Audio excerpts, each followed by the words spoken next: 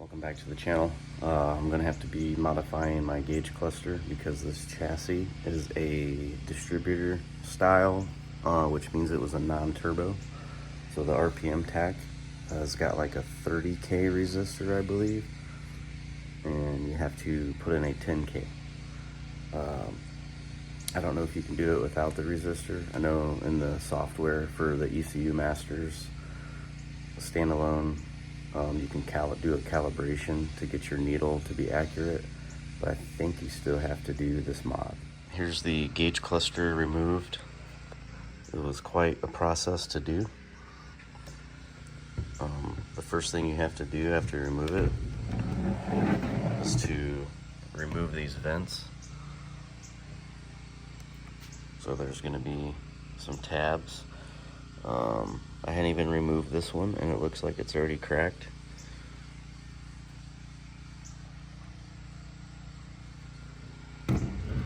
It's just what happens with the age of plastic. You remove the vents. This is the plug for the clock. You have to remove that as well. There's a bunch of screws, like a ton of screws in here. The main ones to be focusing on are the ones that are going to hold the front bezel. So like here, you'll kind of get the idea. There's one here you have to remove.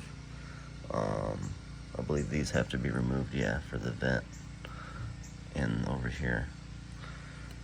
And then I want to say you have to remove the security wire, but I cannot exactly remember. I'll know once I get into this. But there's quite a bit of screws. This is the back side of the speedometer. So the RPM gauge is actually over here. So we'll be focusing on these screws in this area. Once we get the front clear housing off and the vents. And then the easiest way, it's been years since I've taken one of these apart out of my 89, is to take this little cup off. So it just twists off. If you forget to do this, it's gonna get stuck, and you don't want it to get stuck while it's like coming apart. And don't lose this little cap because it's probably impossible to find. So that's where we're at. I'm gonna start taking this apart. I just pulled this one out. So the first thing you definitely want to do is take out the two Phillips screw tabs that mount here. And then I actually used my fingernail. I didn't have to use the screwdriver or a pick. So these are out. I don't know if I can do this one-handed. Bear with me.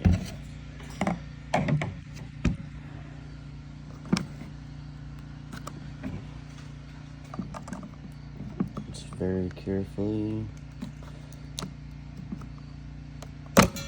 Yeah, see, this one was already cracked. So, but the screws will hold it back in place, or you can always put a little bit of like tape or like a glue adhesive.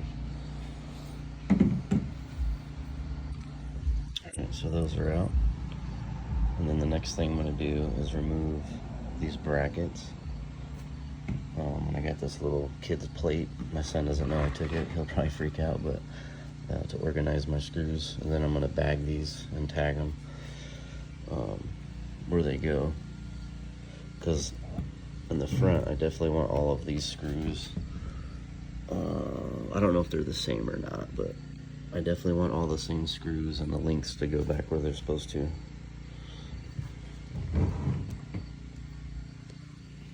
I just pulled the brackets off. Very easy, self-explanatory. The screws are there, and it looks like these screws so far are all the same.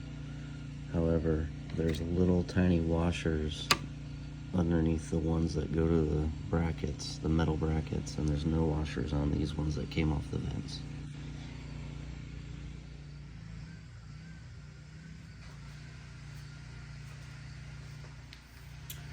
Alright, now I'm going to flip this over.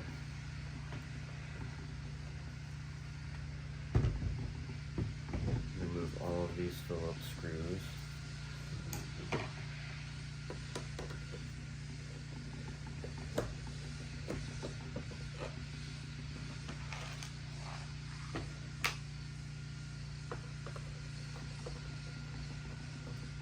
still very loose. So when you go back to put this, when you go to put this back together, don't over tighten these. You will crack this, especially the clear part. If you crack the clear, the crack could come down and you'll be very upset. So definitely don't over tighten this when you put it back. Like these are just barely, I'm talking like 2 fingers tight, very loose.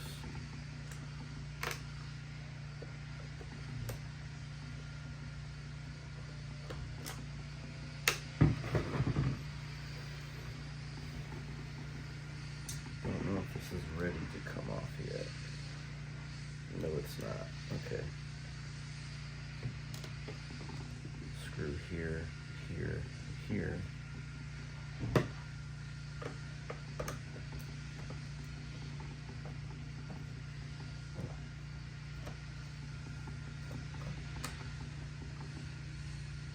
Same screws.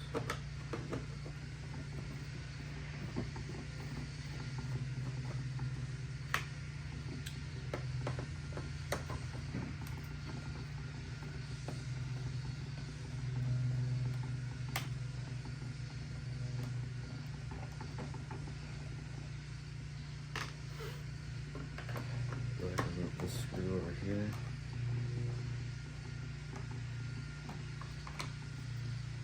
This one down in this hole.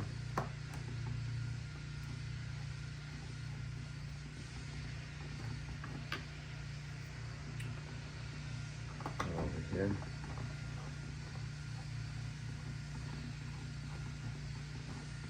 I think I can get this one out yet.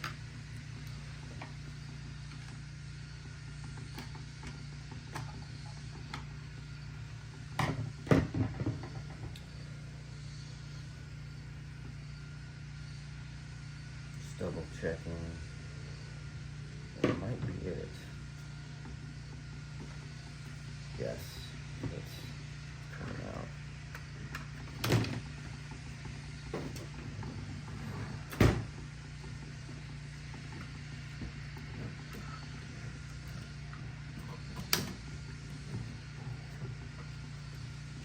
There's something going on over here. I think it's those wires. That's exactly what it is. You do not want to scratch this. Okay.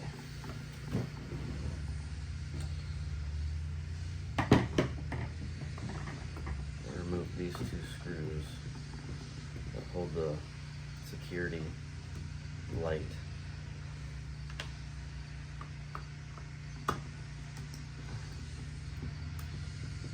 And then notice the orientation on where the color is.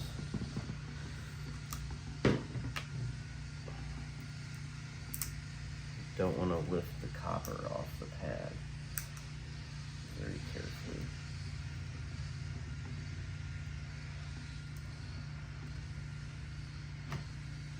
Okay, that is out.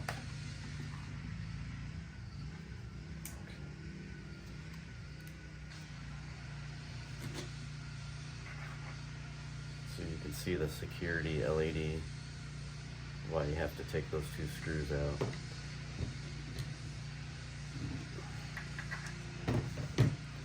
I'm going to go ahead and put them 2 screws back.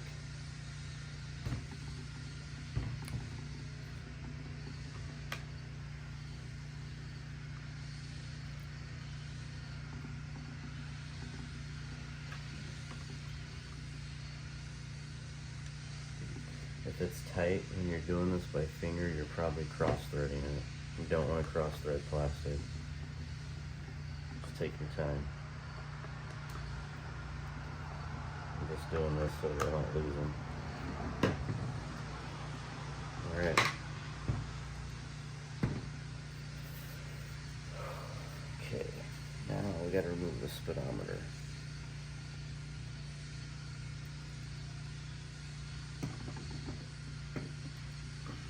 I really don't like sitting that down. Oh, there's my screw. This is the screw that was down in that hole.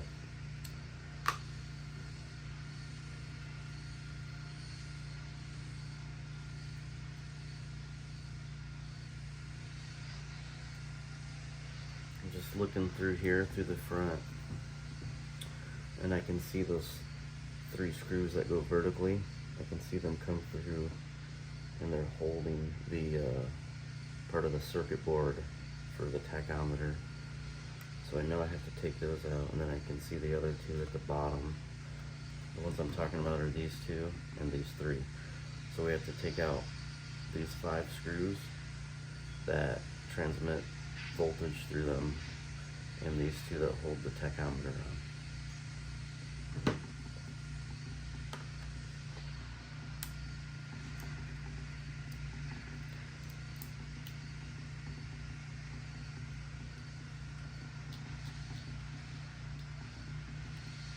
These look like a fine thread.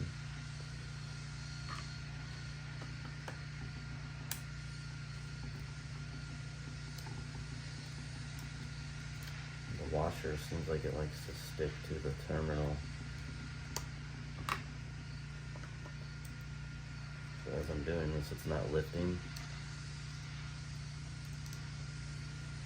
And it starts to lift. So just take your time.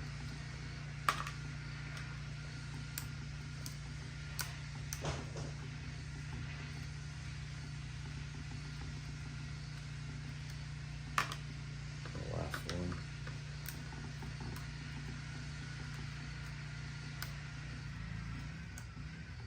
I was grabbing the washer and sort of helping it come unstuck from the copper. And then 2 hold downs.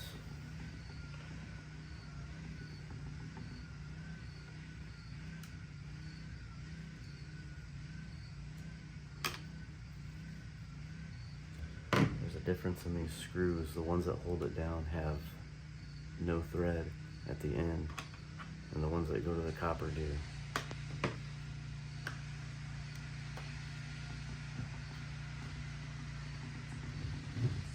Tip it so it doesn't fall. Feels like it's out.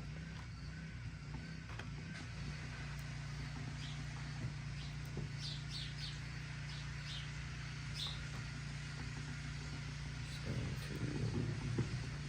to very carefully remove this.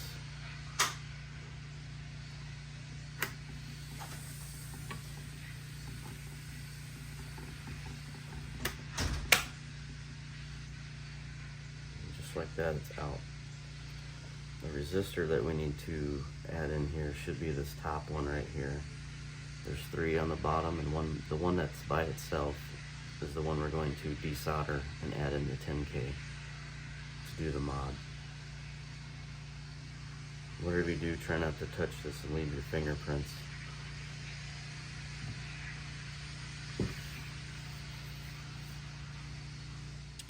Here is the tachometer up close.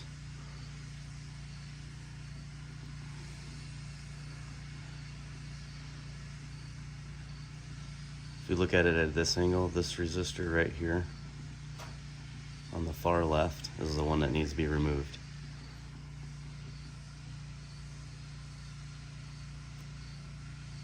And just when you're handling it, just grab it by the clear corners, so you don't fingerprint up your gauge. And here's the package. So it says 10K. This is the one I need. And these just come on like a belt, like they're all together. Just open it up and just pull them out. So here's the banding on a 10K. Looks like black, red. No, it looks like maybe a brown. It's very hard to tell though. This is what I'm going to be using. This is my soldering station. I bought this years ago on Amazon, the thing that holds everything. It came with a sponge and it's like a Brillo that cleans your tip. And then this is 100% lead solder, which is very hard to find these days, but I always love the lead solder, not the tin. This is what I'll be using. This is a Weller.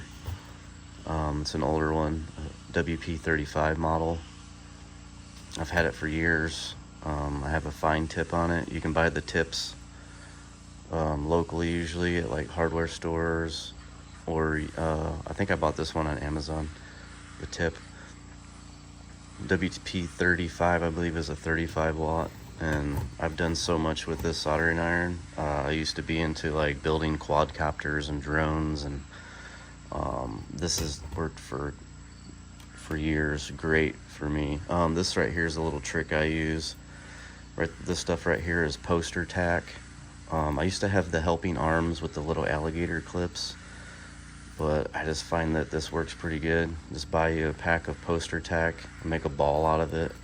And you can stick it like wherever you need to and stick your wires onto it and then solder. Especially like if you're doing some soldering inside the vehicle, those little helping arms with the little stand and stuff doesn't really help you in certain situations. This will work just about in any situation. Just a trick I came up with. I'm trying to set this camera up so you guys can see what I'm doing. It's very difficult. Like, I don't know how them guys do this, making YouTube videos, but anyways. And you can't even see it. Okay. I wet the tip, clean it, and what I'm going to do is add a little bit of solder.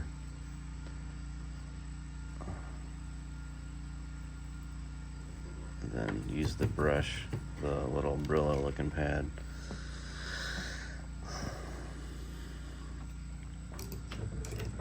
I really need probably little tweezers, but I'm just going to put some pressure on this to pull this leg out.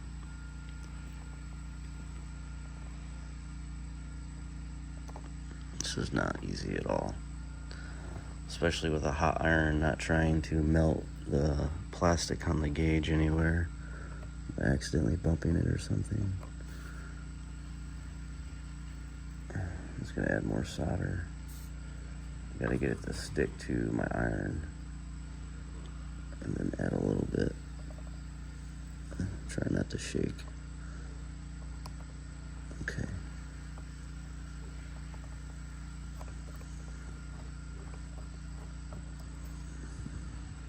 I'm gonna do this off camera. This is too hard, but I'll show you. You get the idea. You need to add solder to desolder if you don't have any solder wicking material.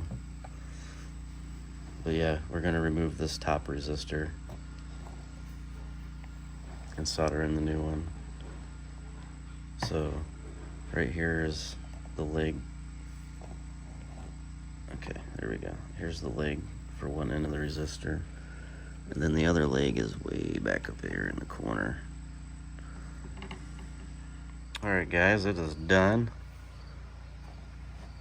So it's all soldered up. I cut the excess legs off of the resistor and just double checked, make sure that they had a good solder connection. When I trimmed it, I made sure the little BBs didn't fall anywhere and get stuck in here because it could short circuit other components. But it's done. Now I just put this back together, put it back together the same way you took it apart. Should be pretty straightforward. Just take your time, go slow. Thanks for watching, guys. Like and subscribe.